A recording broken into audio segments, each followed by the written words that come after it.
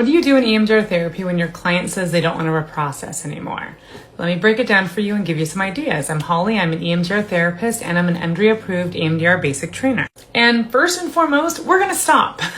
We're not trying to force anyone to continue reprocessing. We need to really slow down and figure out what's going on.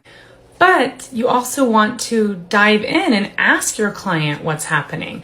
I certify a lot of therapists in EMDR therapy, and I find that sometimes my consultees just say, okay, and they stop and they go to talk therapy and they don't ever figure out with their client what was happening. That the client was surprised in the process, that things came up that they didn't realize would come up, the intensity was more intense, or the process wasn't explained enough to give them the confidence to do it.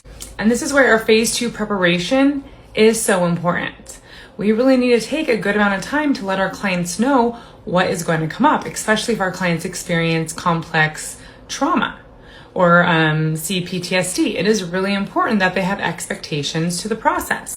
Another thing that could happen is that we picked a memory that was too big for the client.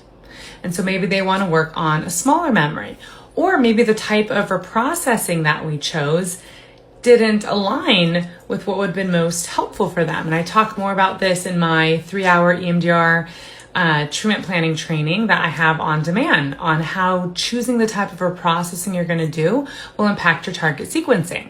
And so maybe you need to have done something like EMD, which keeps it really focused on the memory and can make it less overwhelming. And so if my client stopped because it was overwhelming, I'll share with them, there's actually some techniques that I can do that might help this feel better. Would you be open to trying this again? And then if the client still doesn't have that buy-in to do it, like I said, of course, we're going to respect it. But this is the last question that I find people don't ask. And I'll ask my client, how would you know you're ready to do this again? And then also, what would we need to do to get you ready? And so I figure out what would they need to be able to do that. Because there's also other modifications we can do.